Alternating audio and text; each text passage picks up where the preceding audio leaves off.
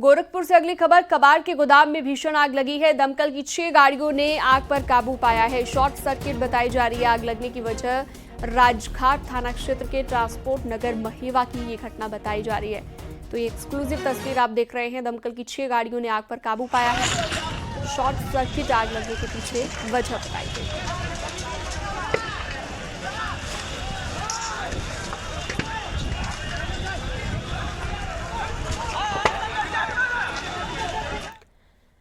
और अगली खबर है अमरोहा से, जहां पर अलीपुर कला में एक पोल्ट्री फार्म में अचानक से आग लग गई और अज्ञात कारणों से लगी आग ने पूरे फार्म को अपनी चपेट में ले लिया है। इस आग में लाखों का माल जलकर राख हो गया है। गनीमत ये रही कि फार्म में मुर्गी के बच्चे नहीं थे। वहीं सूचना मिलते ही दमकल विभाग की गाड़ियां मौके पर पहुंची और कड़ी मशक्कत के बाद आग पर काबू पाया गया। फिलहाल पुलिस मामले की जांच पड़ताल में जुटी हुई है। आग लगने की वजह अब तक साफ नहीं हो पाई है। और अब खबर डिजिटल अरेस्ट से जुड़ी हुई है, जहां पर साइबर ठगों का आतंक खत्म होने का नाम नहीं ले रहा है। नोएडा में एक 83 साल के बुजुर्ग के साथ साइबर ठगों ने जालसाजी करके 18 लाख रुपए ठग लिए और बुजुर्ग को 4 दिनों तक डिजिटल अरेस्ट रखा। मामले में साइबर क्राइम थाना पुलिस ने मुकदमा दर्ज किया। अब पुलिस पूरे मामले की जांच कर रही है। नोएडा में एक डिजिटल अरेस्ट का मामला सामने आया, जिसमें 83 वर्षीय बुजुर्ग दंपति को 4 दिनों तक डिजिटल अरेस्ट रखा गया और उनके साथ 18 लाख रुपए की ठगी की गई है। आपको बता दें, नोएडा के सेक्टर 41 में बुजुर्ग भूषण लाल रहा करते थे और उनके पास एक कॉल आता है, जिसमें उनके आधार कार्ड और तमाम डॉक्यूमेंट्स का गलत इस्तेमाल करने की बात कही गई। जिसके बाद वीडियो कॉल के माध्यम से उन्हें मुंबई पुलिस से कनेक्ट किया जाता है और बाद में उन्हें सीबीआई के पास कनेक्ट कर दिया जाता है। इस दौरान उन्हें जेल जाने का डर दिखाया जाता है और उनके साथ 18 लाख रुपए ठग लिए जाते हैं। बताया जाता है कि पीएमएलए यानी prevention of money laundering act के तहत उनके खातों का गलत इस्तेमाल किया गया है। साथ ही अन्य जो डॉक्यूमेंट्स हैं उनका भी गलत इस्तेमाल किया गया, लिहाजा उनके खातों की जांच की जाएगी और ऐसे में आरबीआई की गाइडलाइंस का हवाला दिया जाता है। उनके तमाम ट्रांजैक्शंस को दिए गए खातों में पैसे ट्रांसफर कराए जाते हैं। बाद में और दबाव बनाया जाता है, 10 लाख रुपए मांगे जाते हैं, लेकिन तब तक देरी हो चुकी थी जब तक भूषण लाल 83 वर्षीय समझते 4 दिनों तक बुजुर्ग दंपति को डिजिटल अरेस्ट रखा गया। साइबर क्राइम थाने में मौजूद हैं, यहीं पर शिकायत की गई है और शिकायत के आधार पर अब एफआईआर दर्ज कर ली गई है। आपको बता दें कि इस पूरे प्रकरण में अब मनी ट्रेल देखी जा रही है, किस किस अकाउंट में ये पैसा ट्रांसफर किया गया है। साथ ही आपको बता दें कि किन नंबर से बातचीत लगातार की जा रही थी, इसका भी डेटा अब पुलिस इकट्ठा कर रही है और पुलिस के अधिकारियों का कहना है कि जल्द ही इस पूरे प्रकरण में खुलासा किया जाएगा। हाथरस भगदड़ से जुड़ी अगली खबर है। सूत्र के मुताबिक न्यायिक जांच रिपोर्ट में एक एसडीएम में एक पुलिस अधिकारी की लापरवाही सामने आई है और इसी हफ्ते जांच रिपोर्ट विधानसभा में पेश हो सकती है। आपको बता दें कि 2 जुलाई 2024 को साकार विश्व हरि उर्फ भोले बाबा के सत्संग में भगदड़ में 121 लोगों की जान गई थी। सूत्रों के मुताबिक साकार नारायण विश्व हरि उर्फ भोले बाबा की लापरवाही का कोई सबूत नहीं मिला है। हाथरस भगदड़ मामले की जांच के लिए बने न्यायिक आयोग की रिपोर्ट को जल्द ही विधानसभा पटल पर रखा जाएगा। सूत्रों की माने तो इस पूरे मामले में न्यायिक आयोग ने एक एसडीएम और पुलिस के एक गस्टेड अफसर को लापरवाही का दोषी माना। वहीं सत्संग कहने वाले भोले बाबा को न्यायिक आयोग की रिपोर्ट में क्लीन चिट दी गई है, ऐसा सूत्रों ने कन्फर्म किया है। 2 जुलाई 2024 को हाथरस में ये भगदड़ हुई थी एक सत्संग के दौरान, जिसमें 121 लोगों की मौत हुई थी। उत्तर प्रदेश सरकार ने भगदड़ की जांच के लिए रिटायर्ड जस्टिस की अध्यक्षता में एक जुडिशियल कमीशन बनाया था, जिसकी जांच रिपोर्ट जल्द ही विधानसभा में पेश की जाएगी। कैमरामैन उपेंद्र यादव के साथ ऋषभ त्रिपाठी, न्यूज़ 18 लखनऊ। सनातन विरोधियों पर योगी का करारा प्रहार। महाकुंभ में जिसने जो तलाशा उसे वही मिला। गिद्ध को लाश, सुअरों को गंदगी मिली, ये मुख्यमंत्री योगी आदित्यनाथ ने कहा है और साथ ही आस्था वालों को पुण्य मिला। ये भी उन्होंने कहा, भक्तों को भगवान मिले, गरीबों को रोजगार मिला। किसी ने सच कहा कि महाकुंभ में जिसने जो तलाशा उसको वह मिला। गिद्धों को केवल घास मिली, सुअरों को गंदगी मिली, संवेदनशील लोगों को रिश्तों की खूबसूरत तस्वीर मिली, आस्थावानों को पुण्य मिला, सज्जनों को सज्जनता मिली, गरीबों को रोजगार मिला, अमीरों को धंधा मिला, श्रद्धालुओं को साफ सुथरी व्यवस्था मिली, पर्यटकों को अव्यवस्था मिली, सद्भावना वाले लोगों को जाति रहित व्यवस्था मिली, भक्तों को भगवान मिले। मतलब सबने अपने स्वभाव और चरित्र के अनुसार चीजों को देखा। एक ही घाट पर सभी जाति वर्ग के तीर्थयात्री स्नानार्थी बिना किसी भेदभाव के नहाते रहे। सनातन की सुंदरता आखिर समाजवादी और वामपंथियों को कैसे नजर आएगी, लेकिन इनके द्वारा लगातार किए जाने वाले प्रश्न इनकी नियत को ही संदेह के दायरे में खड़ी करती है। इस दौरान सीएम योगी आदित्यनाथ ने कहा कि समाजवादी पार्टी की सरकार ने गैर सनातनी को कुंभ का प्रभारी बनाया था। यहां पर ही मैं सब कुछ देख रहा हूं, लेकिन पूर्व सीएम के पास जाने का समय नहीं था। आपने कहा कि एक जाति विशेष को वहां जाने से रोका गया, किसी जाति को रोका नहीं गया था। हम लोगों ने तो कहा था जो सद्भावना से जाएगा वो सम्मान से कुंभ में जाए, लेकिन जो सद्भावना से नहीं दुर्भावना से जाएगा तो उसकी दुर्गति भी होगी जरूर, अगर उसने कुंभ में अव्यवस्था पैदा करने का प्रयास किया। हां, हमने आपकी तरह आस्था के साथ खिलवाड़ नहीं किया, समाजवादी पार्टी की तरह आस्था के साथ खिलवाड़ नहीं किया। आपके समय में मुख्यमंत्री को फुर्सत नहीं थी कि उस आयोजन को देख सकें, उसकी समीक्षा कर सकें, और इसलिए उन्होंने एक नॉन सनातनी को कुंभ का प्रभारी बनाया था। लेकिन यहां पर मैं स्वयं इसकी समीक्षा कर रहा था, लगातार कर रहा था और लगातार कर रहा था। बिहार के भागलपुर पहुंचे पीएम मोदी ने एक बार फिर से महाकुंभ को लेकर विपक्ष पर प्रहार किया है। पीएम मोदी ने कहा कि जंगल राज वाले हमारी आस्था से नफरत करते हैं, महाकुंभ को गाली दे रहे हैं, भद्दी भद्दी बातें कर रहे हैं। राम मंदिर से चिढ़ने वाले लोग महाकुंभ को भी कोसने का मौका नहीं छोड़ रहे हैं, ये भी उनकी ओर से कहा गया।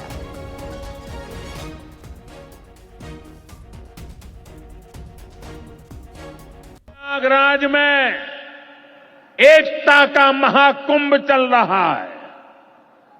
ये भारत की आस्था का, भारत की एकता और समरसता का सबसे बड़ा महोत्सव है। पूरे यूरोप की जितनी जनसंख्या है उससे भी ज्यादा लोग अब तक एकता के इस महाकुंभ में डुबकी लगा चुके हैं, स्नान कर चुके हैं। बिहार से भी गांव-गांव से श्रद्धालु एकता के इस महाकुंभ होकर आ रहे हैं। लेकिन ये जंगल राज वाले महाकुंभ को ही गाली दे रहे हैं, महाकुंभ को लेकर भद्दी भद्दी बातें कर रहे हैं। राम मंदिर से चिढ़ने वाले लोग महाकुंभ को भी कोसने का कोई मौका नहीं छोड़ रहे हैं। बीजेपी ने जहां पीएम मोदी के बयान का समर्थन किया है, वहीं विपक्ष के नेता इस पर सफाई दे रहे हैं। कांग्रेस विधायक आराधना मिश्रा का कहना है कि ये आस्था का विषय है। वहीं शिवपाल यादव ने कहा कि हमने कभी सनातन का मजाक नहीं उड़ाया। देखिए, परंपरा और धर्म ये आस्था का विषय है, और जिसके मन में आस्था है वो अपने हिसाब से उस आस्था की अभिव्यक्ति करता है। नरेंद्र मोदी जी को ये याद होना चाहिए कि धर्म के लिए और आस्था पर सुप्रीम कोर्ट उनको अक्सर याद दिलाता है कि किसको कैसे अपने धर्म और आस्था को व्यक्त करना है। क्या ये संवैधानिक रूप से सही है? तो धर्म और आस्था व्यक्तिगत विषय है और हर व्यक्ति अपने धर्म का आदर और सम्मान करता है, और किसी को उस पर सर्टिफिकेट देने की आवश्यकता नहीं। हम लोग कभी मजाक नहीं उड़ाते हैं। जिन लोगों में आस्था है तो आस्था के खिलाफ हम लोग कभी किसी ने भी मजाक नहीं उड़ाई। केवल भारतीय जनता पार्टी के लोग ही मजाक उड़ाने का काम करते हैं। ये देखिए, पिछड़े लोगों की और अल्पसंख्यक लोगों की, दलित लोगों की हमेशा मजाक उड़ाते रहते हैं।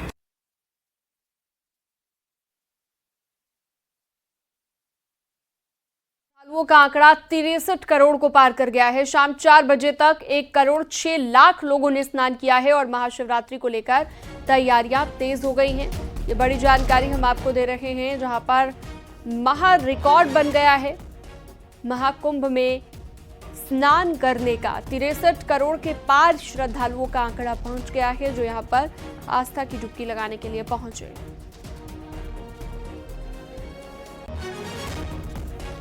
तो दिन देखिए, परसों महाशिवरात्रि के पर्व पे हम लोग एक बहुत बड़ा जो मेले का अंतिम दिन है उसको यहाँ पे आयोजित करेंगे और पूरा जो महाकुंभ का एक पावन समापन उस दिन होगा। तैयारियां हमारी पूरी हैं। लगातार जितने हमारे शिव मंदिर हैं सभी की साफ सफाई, सभी पे सुरक्षा व्यवस्था, श्रद्धालुओं के हितार्थ जितने कदम उठाए जाने थे, जैसा अभी माननीय मुख्यमंत्री जी ने पिछली वीसी में हम सबको डायरेक्शन दिया था, तो उस पर हम सभी लोगों ने काम किया है। वहाँ पे बैरिकेडिंग करानी हो, पुलिस की व्यवस्था करानी हो, प्रशासनिक अधिकारियों को लगाना हो और मंदिर प्रबंधन के साथ में बेहतर तालमेल वो हम सब ने सुनिश्चित किया है। और जितने श्रद्धालु आएंगे सभी श्रद्धालुओं का बेहतरीन अनुभव रहे। जितने हमारे शिव मंदिर हैं वहाँ पे जल चढ़ाना हो और उसके अतिरिक्त स्नान करना हो, दोनों चीज़ें महत्वपूर्ण होंगी। और जो हमारे लेटे हुए हनुमान जी पे और अक्षयवट सरस्वती कूप पे भी दर्शन महत्वपूर्ण होंगे। तो सभी जगह पे हमने व्यवस्था की है और हम लोग पूरी तरह तैयार हैं, सकुशल इस पर्व को संपन्न कराएंगे। महाकुंभ से सर्वेश दुबे हमारे साथ लाइव जुड़ चुके हैं। इस पर ज्यादा जानकारी और बातचीत के लिए सर्वेश, हम देख रहे हैं कि हर दिन आंकड़ा बढ़ता ही जा रहा है, श्रद्धालु हर दिन पहुंच रहे हैं और एक नया रिकॉर्ड कायम कर रहे हैं। दिखाइए जरा महाकुंभ का भव्य नजारा और श्रद्धालुओं से भी बातचीत कीजिए। देखिए, निश्चित तौर पर 13 जनवरी पौष पूर्णिमा के स्नान पर्व से शुरू हुआ महाकुंभ अब समापन की ओर है। सिर्फ 2 दिन बचे हैं, लेकिन लगातार 10 दिनों से 1 करोड़ से ज्यादा श्रद्धालु हर दिन यहां पर स्नान करने आ रहे हैं। और इस वक्त देखिए कि हम हनुमान मंदिर से जाने वाले मार्ग पर हैं और शाम के 7 बजे हैं, लेकिन अभी भी श्रद्धालुओं की भारी भीड़ उमड़ रही है। और आज का जो दिन है वो इसलिए महत्वपूर्ण है कि 63 करोड़ श्रद्धालुओं के स्नान का आंकड़ा पार हो गया है। खास बात यह है कि अभी 2 दिन बचे हैं और ये आंकड़ा 65 करोड़ के भी पार हो जाएगा। महाशिवरात्रि का स्नान पर्व बुधवार 26 फरवरी को है और इसको लेकर व्यापक तौर पर प्रशासन ने तैयारी की है। जो श्रद्धालु देश के कोने कोने से यहाँ पर पहुंच रहे हैं, उन श्रद्धालुओं में पूरी तरह से उत्साह है। उनको कई किलोमीटर पैदल भी चलना पड़ रहा है, लेकिन उसके बावजूद उनके उत्साह में कोई कमी नहीं है। और हम कुछ श्रद्धालुओं से ही बात कर लेते हैं और जानते हैं कि किस तरह का उत्साह है। बताइए, कहाँ से आए आप? जोधपुर से आए हम। जय श्री राम।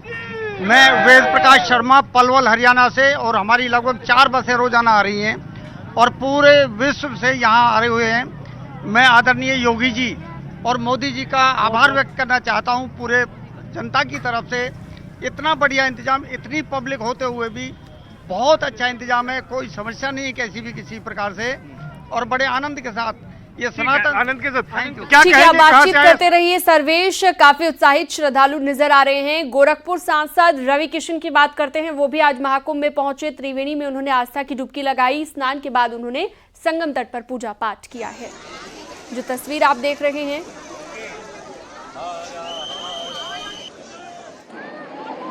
योगी महाराज जी धन्यवाद, प्रशासन को धन्यवाद, मोदी जी को, डबल इंजन सरकार को, महादेव को सबसे ज्यादा धन्यवाद।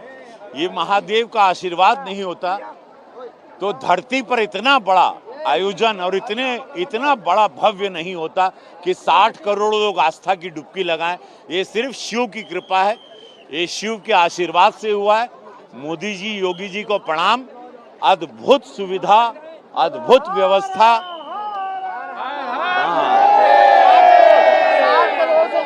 अभी तक स्नान कर चुके हैं। ये शिव की कृपा है, ये महादेव की कृपा है। और महाराज जी भी शिव भक्त हैं, मोदी जी भी शिव भक्त हैं। महाराष्ट्र के डिप्टी सीएम एकनाथ शिंदे महाकुंभ में पहुंचे। महाकुंभ पहुंचकर संगम में आस्था की डुबकी उन्होंने लगाई है, जिसकी तस्वीर भी आप देख रहे हैं। करोड़ों लोग यहाँ पर आ रहे हैं। सब लोग एक समान, कोई यहाँ बड़ा नहीं कोई छोटा नहीं, और करोड़ों लोग 60 करोड़ 50 करोड़ 60 करोड़ लोग यहाँ आके गए और किसी भी तरह की किसी को भी तकलीफ नहीं हुई। एक साफ सफाई कर्मचारी से लेके बड़े अफसर से लेके इस राज्य के मुख्यमंत्री स्वयं योगी आदित्यनाथ जी इस नियोजन में जुटे हुए हैं, उनकी पूरी टीम नियोजन में जुटी हुई है और इसलिए ये बहुत बड़ा गिनीज बुक रिकॉर्ड बोलो या कितने भी रिकॉर्ड है, ये विश्व का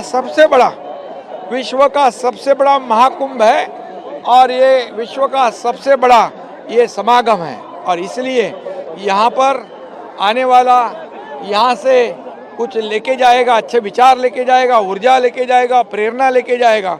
और इसी तरह मैं आदरणीय प्रधानमंत्री मोदी जी को भी बहुत बहुत धन्यवाद देना चाहता हूँ कि उनके नेतृत्व में मार्गदर्शन में यहाँ पर योगी आदित्यनाथ जी की टीम वो पूरा स्वयं वो खुद इस नियोजन में जुटे हुए हैं। महाकुंभ संगम क्षेत्र में स्नान करने पहुंचे पूर्व केंद्रीय मंत्री और राज्यसभा सांसद उपेंद्र कुशवाहा ने न्यूज 18 से खास बातचीत की है। उपेंद्र कुशवाहा जी हैं, पूर्व केंद्रीय मंत्री और वर्तमान में राज्यसभा के सांसद हैं। उपेंद्र जी, यहाँ देख पा रहे हैं आपके पीछे आसपास चारों तरफ श्रद्धालु ही श्रद्धालु नजर आ रहे हैं, क्या कहेंगे? देखिए, इतनी बड़ी गैदरिंग तो इस जीवन में हमने कभी नहीं देखी थी और यहाँ आने के पहले इतना अंदाज भी नहीं था कि इतने लोग एक साथ इकट्ठा होते होंगे। वाकई यहाँ आकर के तो बिल्कुल विराट रूप जो कभी ईश्वर ने दिखाया था उसका यहाँ दर्शन सीधे हो रहा है। देश भर से लोग हैं, लाखों लोग करोड़ों लोग आ रहे हैं। इतना बड़ा आस्था का केंद्र हो ही नहीं सकता है। अब सब लोगों की आस्था है इसलिए आ रहे हैं और यहाँ से स्नान करके लोग वापस जा रहे हैं। प्रयागराज में महाकुंभ के दौरान सोमवार को गिनीज वर्ल्ड रिकॉर्ड बना है। महाकुंभ में साफ सफाई की ओर बड़ा कदम उठाया गया है। 15,000 से ज्यादा सफाई कर्मचारियों ने स्वच्छ महाकुंभ के लिए एक दिन सफाई कर रिकॉर्ड बनाया है। स्वच्छता का ये रिकॉर्ड बनाने के लिए महाकुंभ के अलग अलग सेक्टर्स में सफाई अभियान चलाया गया।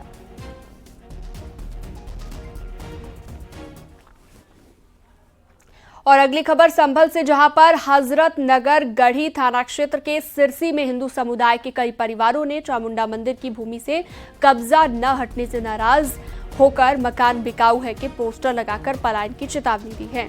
इन लोगों ने जिलाधिकारी को शिकायती पत्र भेजकर चामुंडा मंदिर की भूमि पर से अवैध कब्जा हटवाने और इस्लामीकरण किए जाने के मामले की जांच कराने की मांग की है। लोगों ने पलायन की चेतावनी दी तो प्रशासन की ओर से बुलडोजर एक्शन हुआ। उन्होंने पोस्टर लगाए, वो पुलिस वालों ने आके छुड़ा दिए। हम यहाँ से जो अपनी जगह छोड़ के जा रहे हैं ऐसे ही। अच्छा, क्या पुलिस वालों ने अभी तक कोई प्रशासन की तरफ से मतलब रोज कहते आ रहे हैं आज नहीं कल, आज नहीं कल, आज नहीं कल, ये कहते चला रहे हैं। कल भी जो है पटवारी का आने का बाद कल भी नहीं आया। आज जब रात जो 3 आदमी हमारे उठा लिए गए, थाने में अभी तक बंद है, उन्हें नहीं छोड़ रहे हैं और नीम खुदवा रहे हैं। मतलब पीछे, अरे हमारे सामने नीम खुदवाओ जब तो हम बनाएंगे। संभल में पलायन का मुद्दा एक बार फिर से गरमाया है। संभल के कस्बा सिरसी में हिंदुओं ने मकानों पर मकान बिकाऊ के पोस्टर लगाए हैं। इस कस्बे में हिंदू वैसे ही अल्पसंख्यक है। लोगों का आरोप है कि चामुंडा मंदिर की जमीन पर दूसरे समुदाय के लोगों का कब्जा है। प्रशासन इस संबंध में ठोस कार्रवाई नहीं कर रहा है। वहीं शोर शराबे के बाद नगर पालिका का बुलडोजर मौके पर पहुंचा है और नींव की खुदाई शुरू कर दी गई है। वहीं डीएम ने मौके पर हालात सामान्य बताए हैं। उन्होंने राजस्व कोर्ट से इस मामले को निस्तारित कराने की बात कही है। तेलंगाना में एक बड़ा हादसा सामने आया है। सुरंग खुदाई के दौरान मिट्टी धंसने से 8 लोग अंदर फंस गए हैं। इसमें चंदौली के माटी गांव के रहने वाले श्रीनिवास भी शामिल हैं। श्रीनिवास हैदराबाद की एक कंपनी में जूनियर इंजीनियर के पद पर कार्यरत है। घटना की सूचना मिलते ही श्रीनिवास के परिवार में हड़कंप मच गया। वहीं श्रीनिवास की पत्नी ललिता देवी अपने 3 बच्चों के साथ वाराणसी में रहती हैं, लेकिन घटना की जानकारी के बाद बच्चों के साथ माटी गांव आ गई। श्रीनिवास के बच्चों ने चंदौली डीएम के पास पहुंचकर पिता की सलामती के लिए मदद की गुहार लगाई। वहीं जिला प्रशासन ने मदद का भरोसा दिया है।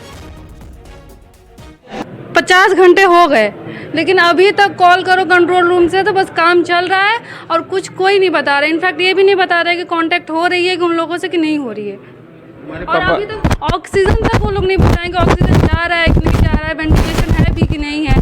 बस अपनी तरफ से जो हो रहा है वो लोग बता रहे हैं, अभी तक कुछ नहीं पता चला है। ये तेलंगाना में घटना हुई है, जो सुरंग में कुछ लोग फंसे हुए हैं, तो वहाँ हमारे ही जनपद के एक जेई हैं जिनके परिवारजन आए थे कि संपर्क नहीं हो पा रहा है उनसे, तो उस समय उन्होंने एक प्रार्थना पत्र भी अभी हमें प्रस्तुत किया है। तो हम लोकल एडमिनिस्ट्रेशन से वहाँ बात करके समस्या का समाधान कराते हैं। और अगली खबर संभल से है, जहां पर महाशिवरात्रि की तैयारियां जारी हैं और इसी कड़ी में डीएम ने शिव मंदिरों में जाकर व्यवस्थाओं का जायजा लिया है। डीएम ने जायजा लेने से पहले भगवान शिव की पूजा की, साथ ही मंदिरों का डीएम ने निरीक्षण किया। व्यवस्थाओं को दुरुस्त करने के भी निर्देश जारी किए गए।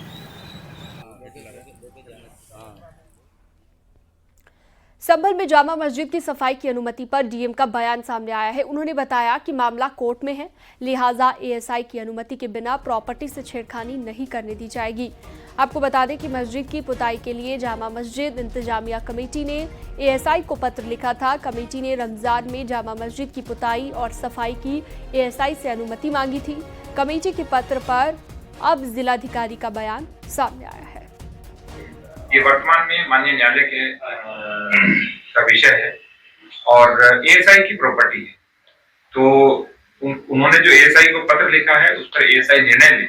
लेकिन उससे पहले हमने कहा है कि जब तक एएसआई की परमिशन नहीं आएगी तब तक किसी भी प्रकार से किसी को इससे छेड़छाड़ करने का कोई अधिकार नहीं होना चाहिए। और हमने भी उनका जो पत्र आया उसे एएसआई को मूल रूप से भेज दिया है कि एएसआई इस पर निर्णय ले। खबरों का सिलसिला जारी है, वक्त एक छोटे से ब्रेक का।